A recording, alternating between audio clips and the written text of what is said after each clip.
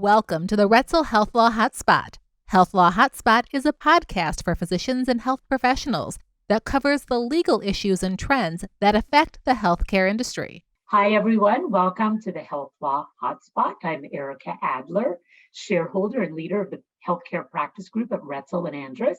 And today I am joined by Paige Kuffel, who's an account executive at Bluestone Advisors, which is an insurance brokerage firm. And she specializes in working in the healthcare sector with physicians. So today we're going to be talking about some very common mistakes that doctors make when it comes to malpractice insurance. And this is the topic that comes up in almost every discussion I have with my clients, every contract I cover with them. Malpractice is such a big issue, and there is so much that doctors don't understand. So, Paige, thank you so much for joining me today. Thank you for having me. I appreciate the opportunity. So today, like I said, we're going to talk about mistakes. So you and I talked a little bit beforehand to there were so many mistakes, so we just chose a few. So I'd love to hear from you. What are some of the mistakes that you see clients making just kind of on a day-to-day basis? And I think that'll be really educational. Yeah, absolutely. So I know that one of the topics we talked about was understanding what their policy is and asking the employer whether or not they should have claims made coverage or occurrence, and is there an option for that? Having the occurrence policy, it alleviates that tail premium upon leaving.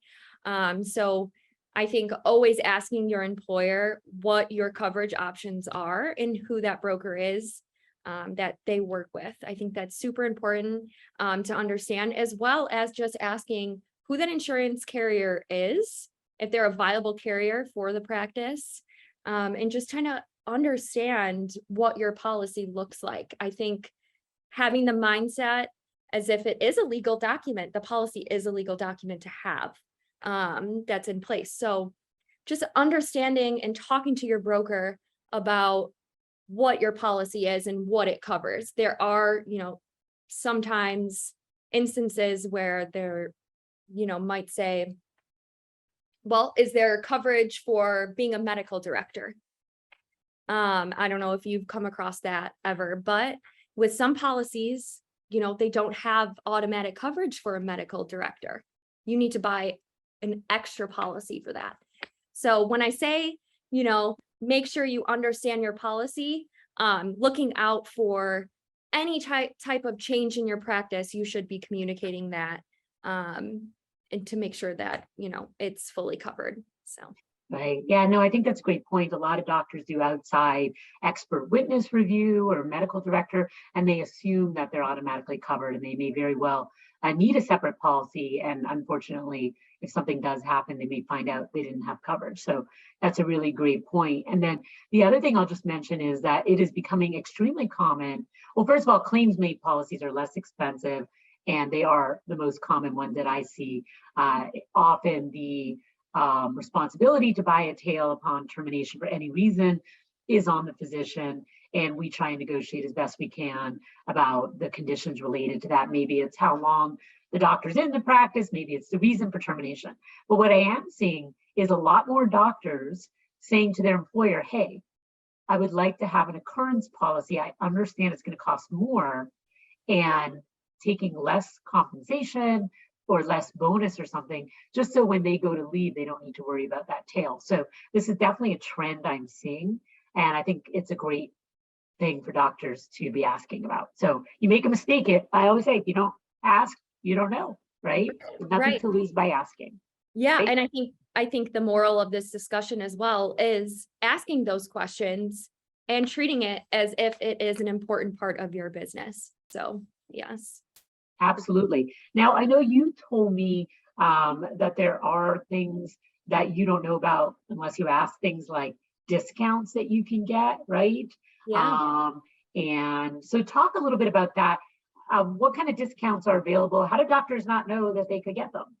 Sure. Yeah. So working with someone that has experience within the healthcare sector and insurance, I think is obviously super important because they understand the loopholes and everything about the policy itself that's specific to their needs. So For example, I had a client who he was an independent contractor, anesthesiologist.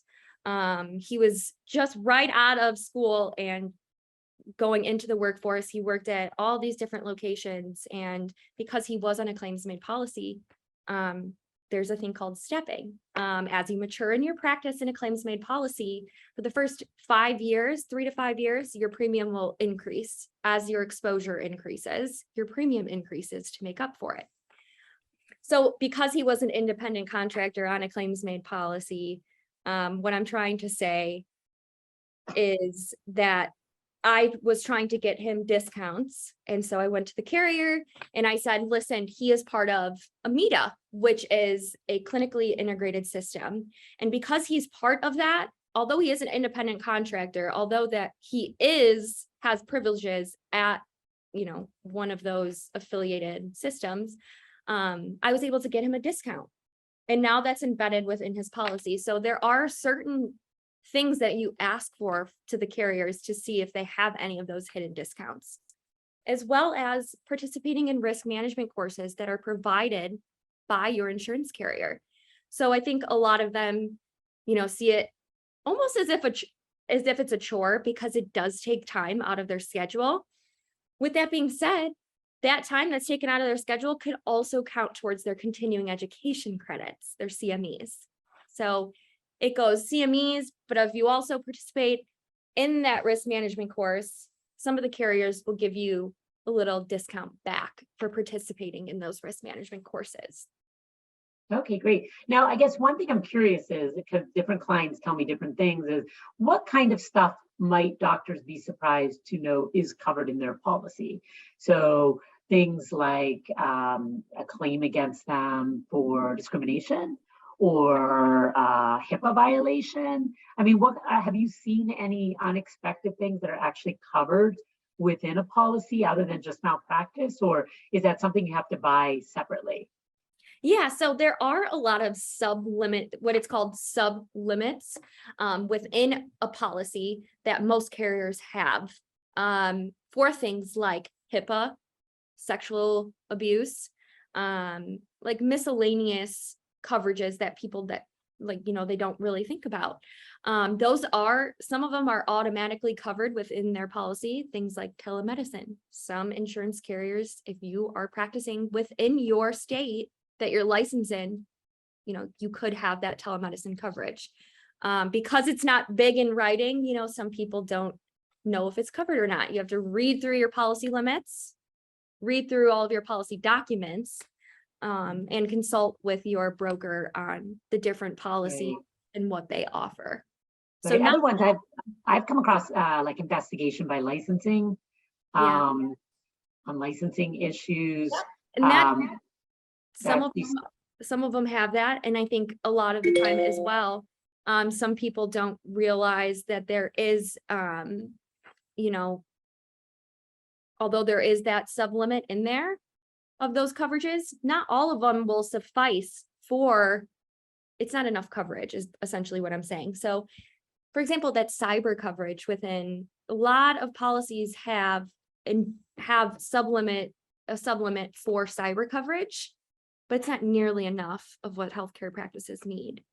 So although they're like, oh, do I have cyber coverage? Yeah, the short answer, yes, it's not enough. So things like that. So they do have hidden coverages in there, but the big question is that enough if something were to happen? And that's where you consult with your broker to see, based on your business analysis, is this what I need for my business? Or should we, look at increasing these limits? Do I need additional coverage for this?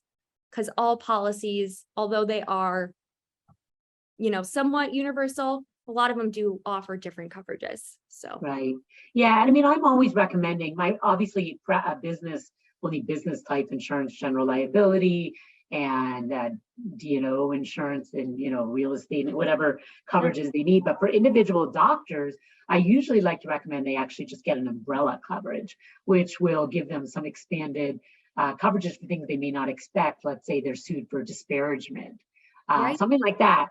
Or something that happens that's outside the coverage of their business outside their malpractice policy, but which is not a crazy thing, and it happens all the time. Again, it could be discrimination of some sort that's above and beyond practice limits. So I always say it's not enough just to have malpractice. You need that umbrella coverage, and it may not be something the younger doctor wants to spend money on, but sometimes you can't afford not to, right? So it can be expensive. It's one of those things too, like I said before, insurance is kind of like a legal contract, and it's an investment that you make for your business in case something were to happen. So yes, to your point, what you were saying. And I think as well, working with a broker that takes the time to partner with you and understand your business through and through, they'll make sure those hidden coverages that you might not know about are included within there. So working with a broker who knows how to find a policy that's exclusive to your business and the coverages that you want or think you need. Working just with an insurance consultant who can walk you through the process, because it is very overwhelming and time consuming. Right. So working with someone who understands and knows what questions to ask you will alleviate a lot of the going back and forth and trying to understand exactly what you need. So let's talk about another mistake that you mentioned to me, which is kind of waiting to the last minute. Speak to me about kind of the things that you see and why this mistake can hurt doctors. Yeah, absolutely. And this is actually really big. And as we know, our medical professionals in our community just go above and beyond, and they don't have time for insurance. They just don't. And frankly, they probably don't want to deal with it, right? Just like most people. I pay my own insurance. I don't like dealing with my own insurance, just like business owners, right? Same thing. So with that being said, because they are so busy and they don't really want to deal with it, it gets put on the back burner. It's not something that is their first priority, which makes sense, right? With that being said, I go ahead and start the process about 120 days out from their renewal date. So starting that early allows us to have a conversation on what they want and need out of their renewal and understanding their business and how it's going to change for this, upcoming year. So like you said, with mistakes, like I said, I like to start 120 days out. That does not always happen because of how busy they are, right?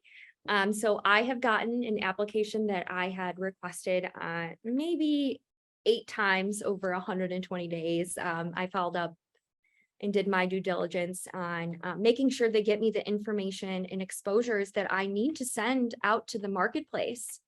And then I get the application just a few days prior to their renewal date. And the carrier will turn around something quickly, but a lot of the time it's an increase. And how do you budget for something that's gone up 20 grand over a year? So just the importance of treating your insurance and working with someone who understands the timeline and knows how important it is to start early and get you those favorable terms that you need. So what are you saying then? Like, there's a couple of things. One is, if you don't get it in time, you may not have it in time, right? But if the carrier does turn it around quickly, what you're saying is there can be some shock, and because you kind of find out and don't have a choice, you end up like not being able to plan accordingly for the increase. I mean, it might be the same increase had you submitted it 120 days before, right? Or you're not saying they charge you more if you get it in at the last minute, or are you? No, I'm saying I wouldn't have enough time to analyze, send it out to market. If you send me back your exposures just a few days before renewal, it does not allow me enough time to send it out to the market and get good results back. It almost, sticks you with where you're at, and that does not do anyone of a good service. So, So I guess if you don't get it in time, you may have to shut down your practice while you get it completed, or not be able to start a new job if it's not being completed, right? At least a bigger employers, it's a condition to your start date too, right? So Oh, if you absolutely. don't have it in time, you may not be able to start. So that's a really big mistake. And they do get busy, but we all get busy. I would say that's like just Yeah, got to be a priority. absolutely. Are there like any increased costs that might come along because the doctor's not paying attention either to renewal dates or deadlines? Is there any kind of expense that they might incur by not paying attention to those things, or is it really just the renewal that you're talking about? Yeah. Okay. I see what you're saying. Yeah. So say, if they weren't to send me a renewal application or any exposure update whatsoever, I'll go off of what their expiring revenue was. So say they made 500 grand in 2021, but then the next year they were only at 400 grand, but I didn't know that because they weren't communicating it to me. So it's a sticker shock. They're like, oh my goodness, why do I see this? I'm like, well, I have here that your revenues are 500,000. I did not get that updated amount. Therefore, I went off of what your expiring was from last Right. year because that's the only data that you've given me. So things like that, of understanding, what is needed and how it can benefit you. The more that you provide to the insurance carrier on your business, the more they're going to trust you as a partner. They're going to see, wow, this person is going to partner with me. They're a great risk. They're willing to share what their exposures are, things that they might run into. They're a great risk management partner. So, Okay. All right. So one more question or one more mistake, I guess, that we're going to talk about is not shopping around when you leave the job or you shut down your practice or whatever it is yeah, for tail. And a lot of times a doctor will sign a contract where it says it's the doctor's responsibility and there is no option about who's going to pay for that. Now, in addition to that question, like shopping around in the marketplace to try and get the best price, and I know that there is a market for that, and yeah. you can tell me if that's a mistake the doctor's making, but also, well, why don't we start with that? Do you see that mistake happening? Do you see doctors just assuming they have to buy the tail without questioning it, whether they could get a better price somewhere else? Yeah. So I don't know if a lot of doctors or physicians, I should say, know that they can shop around for a tail. I think that they think that they need to stay with the incumbent because it is the easiest. If you give them a termination date, the insurance carrier termination date, they automatically will send out an invoice for tail coverage. They go ahead and pay it. So things like that. Right. Whereas they could have saved themselves a bit if they went around to the marketplace. And obviously, I know it depends on, whether they got an indefinite tail or a limited tail and how, I always try to explain tail varies based on geography, specialty, years in practice, Yeah. etc., multiple of your premium, but you can still shop around as long as it's a legit Right. carrier, because you Yeah. don't want to buy it from like, kind of a crappy carrier that goes out of business, right? Because then you Uh, got what you paid for, right? So we Right. don't want that. Yeah. So I don't know if you've seen that happen. We've had that happen a couple of times. Yeah. So there are only a few carriers that will do what they call a standalone tail, which would mean you're shopping it from what the incumbent provided. So yes, like you were saying, it is a bit of a sticker shock because some of the insurance carriers will charge almost 200%. And it's different for every carrier, but it's about the average is 200% of your annual premium for Right. indefinite tail, which would cover you from the inception date of when you first started practicing until your termination date. So Well, what about not buying a tail? Like, do you see Oh. doctors doing that? And is that a mistake? I know, I gotta tell you, in some states, it's not Yeah. uncommon. We don't see it where I'm sitting now, but is that a mistake in your opinion? Or, what are your thoughts on that?